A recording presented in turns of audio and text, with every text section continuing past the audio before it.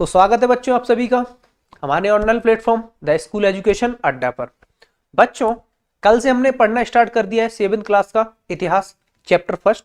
और मैंने चैप्टर का नाम भी बता दिया आपको, क्या कि हजारों 10,000 साल में क्या क्या परिवर्तन हुए, उनकी हमें पड़ताल करनी है। पड़ताल मतलब इन्वेस्टिगेशन करना है, जांच करनी है, उन्हें देखना है, पढ़ना है, ठीक है ना। एक अच्छा सा एग्जाम्पल दिया था मैंने आपको, याद हो तो, आपके दादाजी के बचपन का। आपके दादाजी फिर थोड़े स्कूल गए तब का, फिर आपके दादाजी बिल्कुल दादाजी बन गए, बाल झड़ गए उनके तब का, याद आया? हाँ, तो ये क्या थे? परिवर्तन थे। परिवर्तन थे ना, ठीक है सर। फिर मैंने आपको मैप दिखाया था कि पहले भारत कैसा दिखाई देता था और बाद में 12वीं शताब्दी में भारत को कैसे दर्शाया, है ना, और फिर 18वीं शताब्दी में भारत को कैसे दर्शाया, याद आया? चलो एक काम करते हैं, वो मैप को मैं थोड़ा ऐसे वर्तमान में दिखा देता हूँ, भारत कैसा लगता है। आपने मैप देखा होगा, अब ध्यान से देखो, ध्यान से देखना है इस मैप को, ये ध्यान से देखना आप इस मैप को, ये दिख रहा है बेटा? यही तो चित्र बनाया था सर 18वीं शताब्दी में एक चित्र भूगोलवेत्ता ने, यही तो चित्र बनाया था। ऐसा ही तो भारत वर्तमान समय में दिखता है हमें। ये नीचे क्या है आपका? श्रीलंका, और ये ऊपर भारत। एक जो पहले अली ऋषि हुए थे, उन्होंने क्या बना दिया था? इसको कैसे कर दिया? इसको क्या कर दिया? घुमा दिया, उल्टा कर दिया। अली ऋषि ने क्या कर दिया था? इसको उल्टा कर दिया था, है ना। अली ऋषि ने क्या कर दिया था? उल्टा कर दिया था। उन्हें अली ऋषि ने क्या कर दिया? यहां से फोटो खींचा, हमें तो केवल यही दिखाई दे रहा था, है ना। लेकिन 18वीं शताब्दी के बाद जो अगला भूगोलवेत्ता हुआ, उसने परिवर्तन कर दिए। समझ में आया? क्लियर हो गया था। फिर मैंने क्या, एक ये परिवर्तन हो गए, ये बता दिया था। दूसरा आपका टॉपिक क्या था? पुराने एवं नए शब्द, या पुराने एवं नई शब्दावली, याद आया ना? हाँ, और शब्दावली का अर्थ मैंने क्या बताया था बेटा? शब्दों का समूह। वोकैबुलरी को क्या बोलते हैं हिंदी में? शब्दावली बोलते हैं। क्लियर हुआ? जी सर, बिल्कुल हो गया। तो सबसे पहले एक शब्दावली ली थी हमने, कौन सी? हिंदुस्तान। कौन सी शब्दावली ली थी आपकी? हिंदुस्तान। याद आया कुछ? ये मैं आपको इसलिए बता रहा हूं दोबारा, जिससे आपको दिखा सकूं कि वर्तमान में हिंदुस्तान कौन सा है हमारा, और उस समय हिंदुस्तान कौन सा मानते थे। समझ में आया ना? हाँ, क्या शब्दावली ली थी? पहला शब्द क्या लिया था? हिंदुस्तान। मैंने क्या बोला था? वर्तमान में हिंदुस्तान का अर्थ क्या होता है? पूरे देश में। वर्तमान में हिंदुस्तान का अर्थ क्या होता है? पूरे देश में। लेकिन क्या पहले भी हिंदुस्तान का अर्थ पूरे देश में था? याद करो, क्या बोला था पिछली क्लास में? नहीं सर, उस समय एक व्यक्ति हुए थे मिन्हास ए सिराज, उन्होंने जब अपनी किताब लिखी, उसमें हिंदुस्तान का क्षेत्र कौन सा बताया? उस समय हिंदुस्तान का क्षेत्र कौन सा बताया? कौन सा बताया था? दिल्ली हरियाणा, सॉरी हाँ, दिल्ली हरियाणा पंजाब गंगा यमुना, यही क्षेत्र तो बताया था। तो याद करो, अगर आपने कभी घूमा हो और आपको थोड़ा भी पता हो कि दिल्ली हरियाणा इसमें कहाँ मिलेगा आपको? ये वाला क्षेत्र, यहाँ दिल्ली, ये और यहाँ आपकी गंगा नदी, नीचे यमुना नदी, है ना। क्लियर हो ना? तो ये पूरा क्षेत्र किसे मानते थे? इस क्षेत्र को क्या मानते थे? किसे मानते थे? हिंदुस्तान मानते थे। क्यों? ये पूरा क्षेत्र आपका बेटा किसके अंडर में आता था? दिल्ली सल्तनत के। दिल्ली सल्तनत में जो राजा हुए उनके अंडर में। और जो क्षेत्र दिल्ली सल्तनत के अंडर में नहीं आता था, वो आपका हिंदुस्तान नहीं माना जाता था। जैसे कौन सा क्षेत्र सर? ये आपका दक्षिण वाला क्षेत्र, जो दक्षिण वाला जो एरिया है, ये आपके दिल्ली सल्तनत के जो राजा हुए, और जूम कर देता हूं, अच्छे से देख लो भैया, बाद में ना बोलना, है ना। ये नीचे वाला क्षेत्र, जो आपके राजा हुए दिल्ली सल्तनत के, उनके क्षेत्र अंडर में ये क्षेत्र, उनके अधीन ये क्षेत्र नहीं आता था। इसीलिए इतिहासकार मिन्हास ए सिराज इसको क्या नहीं मानते थे?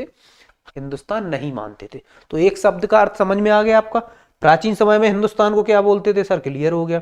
और वर्तमान समय में हिंदुस्तान को क्या बोलते हैं? क्लियर हो गया। चलो, स्टोरी हो गई कल की कंप्लीट।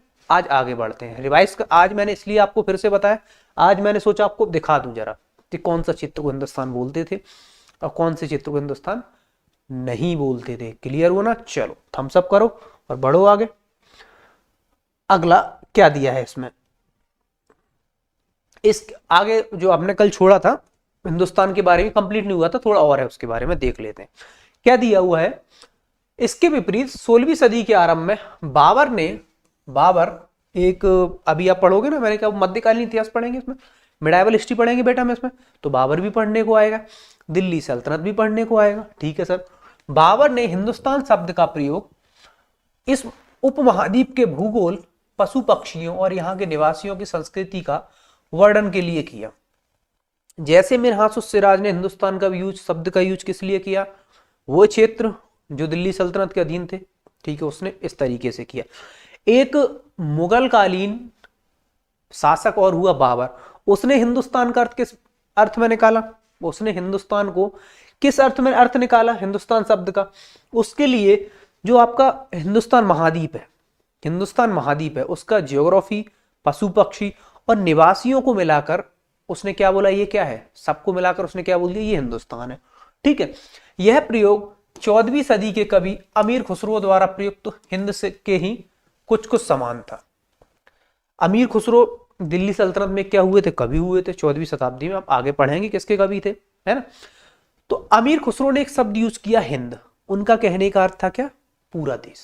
ठीक है, तो बाबर ने भी, जो बाबर दिल्ली सल्तनत के बाद आए आपके 1500 ईस्वी पूर्व के आसपास आए, 1600 ईस्वी पूर्व में शासन चालू किया, 1526 ऐसा कुछ, और अच्छे से देखेंगे, टेंशन नहीं लेने का। ठीक, तो बाबर ने, जो अमीर खुसरो ने शब्द यूज किया था हिंद, उसी के नाम पर इसको क्या बुलाया, फिर हिंदुस्तान बुलाया। ठीक है, मगर जहां आगे लिखा है, मगर जहां भारत को एक भौगोलिक और सांस्कृतिक सत्व के रूप में पहचाना जा रहा था, वहां हिंदुस्तान शब्द से राजनीतिक और राष्ट्रीय अर्थ नहीं जुड़े थे जो हम आज जोड़ते हैं। नहीं समझ आया सर क्या बोल दिया, क्या क्लियर हुआ?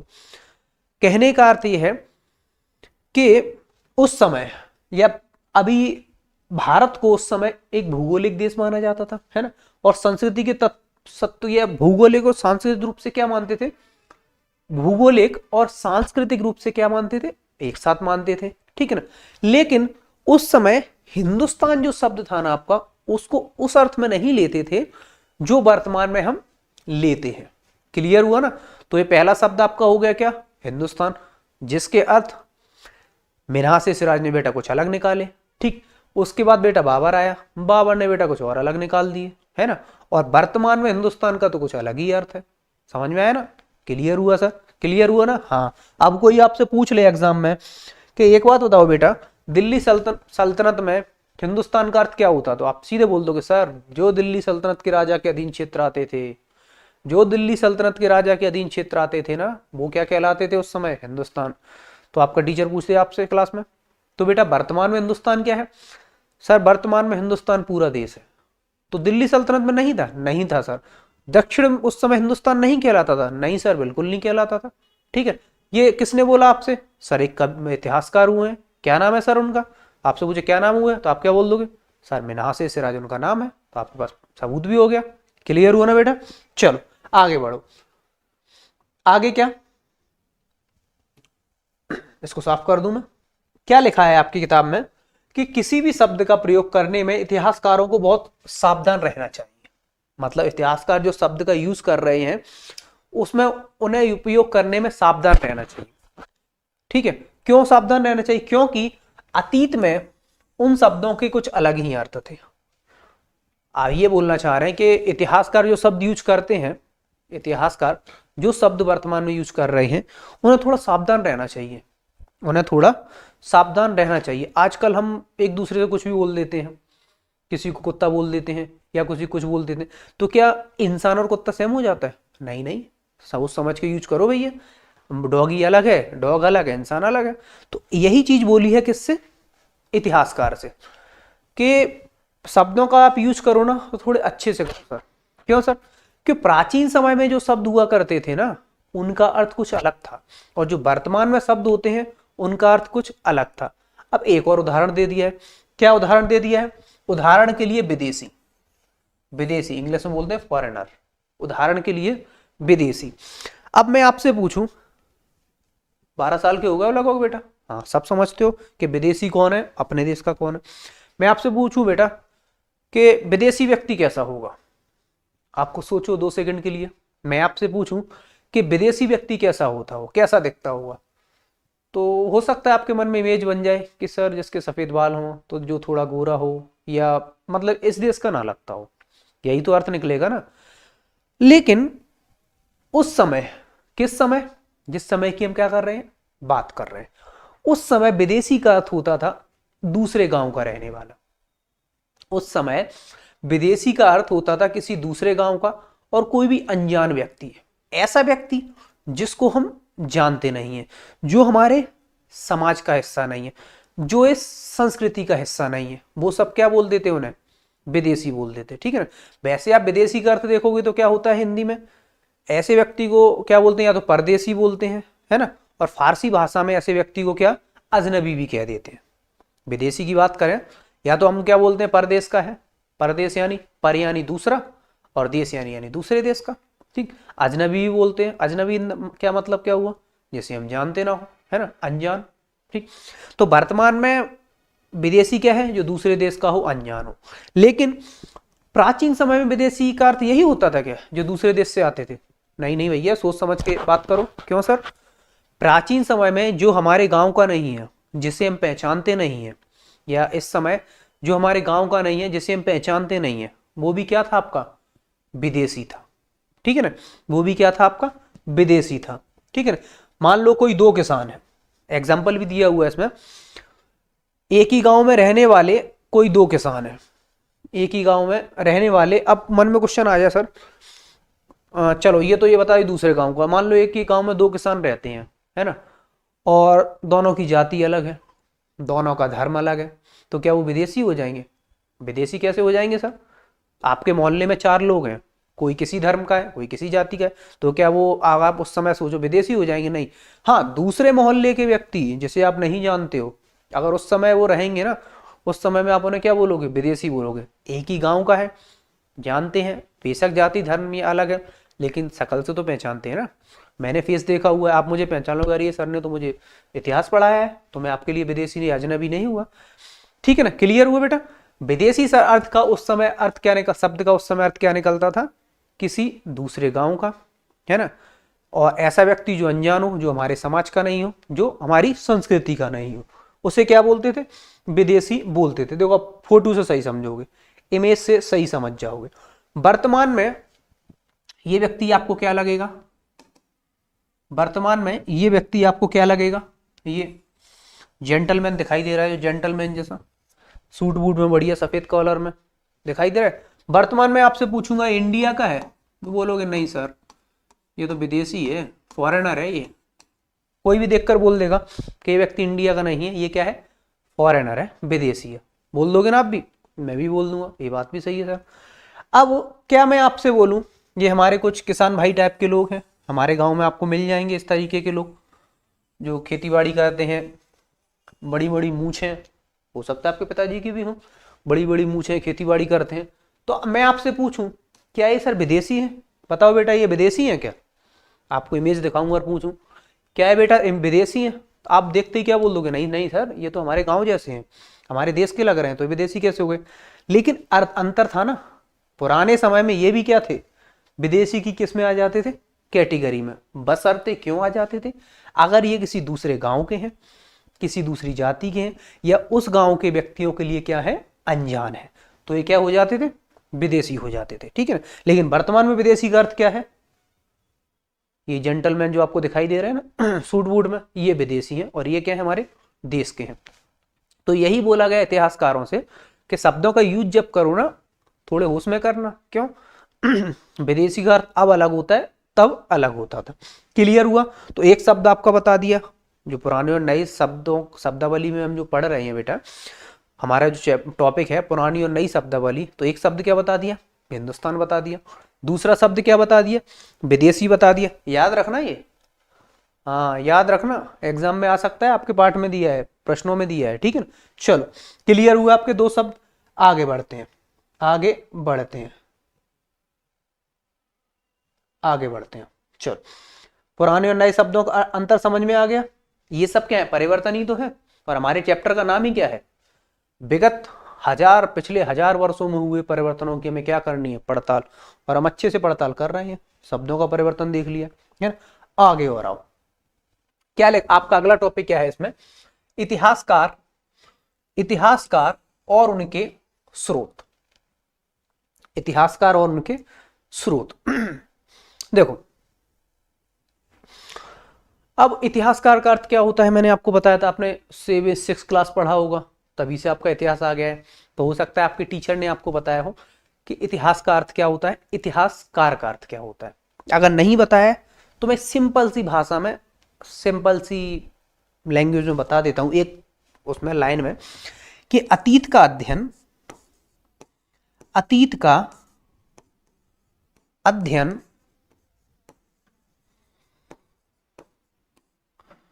ही इतिहास कहलाता है। अतीत का अध्ययन ही इतिहास कहलाता है। अतीत यानी इंग्लिश में अतीत को क्या बोलोगे, पास्ट। इंग्लिश में ये अतीत को क्या बोलते हैं, पास्ट। मतलब हमारे पास्ट का अध्ययन, हमारे जो हमारा पास्ट या दूसरे का पास्ट, जो अतीत निकल चुका हो उसको पढ़ना क्या कहलाता है, इतिहास कहलाता है। ठीक है।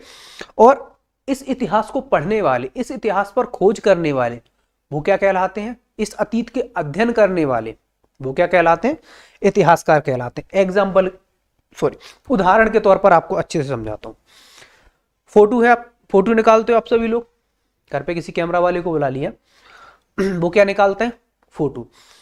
तो आप फोटो की परिभाषा फिर क्या दोगे कि सचित्र, मतलब जो सजीव चित्रों का, सजीव वस्तुओं का उसने क्या कर दिया है, बिल्कुल वैसा ही चित्रण कर दिया है, आपको दिखा दिया है। ठीक है। लेकिन जिसने फोटो निकाला, जिसने आपके परिवार का फोटो निकाला, क्या वो फोटो कहलाएगा, नहीं, वो फोटोग्राफर कहलाएगा। क्यों, उसने फोटो को निकाला है, समझ में आया ना, उसने वो काम किया है। ठीक इसी प्रकार से जो अतीत का अध्ययन है वो इतिहास है, लेकिन जो अतीत का अध्ययन करता है वो क्या कहलाता है, इतिहासकार कहलाता है। क्लियर हुआ, ठीक। अतीत का जो अध्ययन करता है वो क्या कहलाता है, इतिहासकार कहलाता है। ठीक, चलो अब लिखा क्या हुआ है उन्हें, हमारा टॉपिक ही क्या है, इतिहासकार और उनके स्रोत। अब इतिहासकार किस युग का अध्ययन करते हैं, उनकी प्रकृति क्या है ना, उसे देखते हुए अलग अलग स्रोतों का सहारा लेते हैं। मतलब आपको पता कैसे चलेगा कि इतिहासकारों का स्रोत क्या है, इतिहासकारों का स्रोत क्या है। अगर वो किसी बहुत साल पुरानी की चीज की खोज कर रहे हैं या पढ़ रहे हैं उसको, तो उसके स्रोत अलग होंगे। ठीक है ना। अब उदाहरण के लिए दिया है क्या, पिछले साल आपने गुप्त वंश के शासकों हर्षवर्धन के बारे में पढ़ा। इस पुस्तक में मोटे तौर पर 700 से 1750 ईस्वी तक लगभग 10,000 वर्षों में पढ़ेंगे। पिछले साल यानी कब आपने, छठवीं क्लास में, कहां तक पढ़ा, हर्षवर्धन तक, याद है कुछ कि ऐसे ही 6वीं शताब्दी तक पढ़ा था। कौन था राजा आपका, हर्षवर्धन। और 700 से आपके मुस्लिम आक्रमण हुए और 1700 तक हम पढ़ेंगे, जब तक अंग्रेज अच्छी तरह के स्टेब्लिश नहीं हो गए यहाँ, तो उसी में पढ़ेंगे। ठीक है ना। तो इतिहास और उनके स्रोत क्या रहे, फिर ये जानने के स्रोत क्या रहे। पिछली साल आपने जब पढ़ा होगा तब आपने कुछ स्रोत देखे होंगे, पिछली साल आपने जो पढ़ा होगा उनके स्रोत देखे होंगे। ठीक है। इस साल जो पढ़ेंगे हम उनके स्रोत देखेंगे। तो टॉपिक ही क्या है आपका, इतिहासकार और उनके स्रोत। ठीक, क्या लिखा हुआ है, क्या लिखा हुआ है, इस काल के अध्ययन के लिए इतिहासकार जिन स्रोतों का प्रयोग करते हैं उनमें आपको बहुत सी बातें ऐसी मिलेंगी जो पिछले युग में वैसी चली आ रही है ना। इतिहासकार इस काल के बारे में सूचना इकट्ठी करने के लिए अभी भी सिक्कों, शिलालेखों, स्थापत्य, भवन निर्माण तथा लिखित सामग्री पर निर्भर करते हैं, पर कुछ बातें उससे काफी भिन्न भी है। बोलना चाह रहा है पाठ में आपके क्या, इस काल का जब अध्ययन करोगे आप, ये जो 1000 साल का अध्ययन करोगे, तो इतिहासकार जिन स्रोतों का जो यूज कर रहे हैं, इतिहासकार जिन स्रोतों का, है ना, स्रोतों का अर्थ क्या बताया था, एक माध्यम, जिससे वो जिन स्रोतों का क्या कर रहे हैं, यूज कर रहे हैं, उन स्रोतों में आपको बहुत सी चीजें कॉमन मिलेंगी। कॉमन कैसे, जो लास्ट ईयर आपने पढ़ा था 6th क्लास में, जो 7वीं शताब्दी की पूर्व पढ़े थे, वो कॉमन मिलेंगी। कौन सी चीजें कॉमन, जैसे आपके सिक्के, है ना। इस काल में भी इतिहासकारों ने शोध किया, जब पढ़ा तो उनमें आपके उनके सिक्के भी थे। शिलालेख, है ना, जो आपने 6वीं क्लास में पढ़ा था, तो इतिहासकारों के स्रोत कुछ क्या रहे थे, जानने का माध्यम क्या रहे थे, शिलालेख रहे थे बेटा। ठीक है। स्थापत्य, स्थापत्य को इंग्लिश में बोलते हैं आर्किटेक्ट। आर्किटेक्ट क्या, आपका जो घर है उसकी डिजाइन, आपने जो मंदिर बनवाया, आपके पिताजी ने घर बनवाया है या किसी ने व्यक्ति ने मंदिर बनवाया है, वो सब क्या कहलाती है, स्थापत्य कला कहलाती है ना, भवन निर्माण बोलते हैं। और जो भी लिखित सामग्री है वो सब क्या है, स्रोत है ना। तो उस समय भी ये स्रोत थे, इस समय भी है, लेकिन अंतर है, कुछ कुछ इनमें क्या हो सकता है, अंतर हो सकता है। जैसे आपको स्रोत दिखा देता हूं मैं, कौन कौन से स्रोत, ये क्या दिखाई दे रहे हैं आपको, ये क्या है कि आपके सिक्के, ये क्या है आपके सिक्के, सिक्के है ना।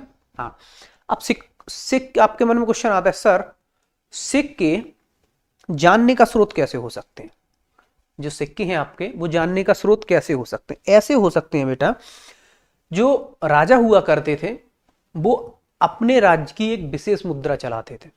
जैसे आप समुद्रगुप्त को देखोगे ना, तो समुद्रगुप्त की मुद्रा पर आपको लक्ष्मी की मूर्ति अंकित मिल जाएगी। तो अब मान लो आप कहीं खुदाई हो रही है ना, समझना इसको, कहीं क्या हो रही है, खुदाई हो रही है, और मैं क्या हूं, इतिहासकार हूं, है ना। मुझे पता है जो समुद्रगुप्त के सिक्के थे उस पर बीड़ा बजाते हुए लक्ष्मी नहीं, सॉरी, सरस्वती की क्या है, फोटो है ना। तो क्या हुआ, मैं खुदाई करवा रहा था वहां पे, तो मुझे एक अवशेष मिला सिक्के का, या एक सिक्का मिला, उस पर वैसी आकृति बनी हुई थी। तो मेरे मन में क्या आएगा कि ये आकृति तो किस राजा की हुआ करती थी, समुद्रगुप्त की हुआ करती थी। यही होगा ना, जैसे बलवन के सिक्कों पर लक्ष्मी रहती थी, तो ये आकृति, अगर मुझे लक्ष्मी आकृति वाला कोई सिक्का मिल जाएगा तो मेरे मन में क्या आएगा, ये आकृति तो मैंने कहाँ पढ़ी थी, बलवन के।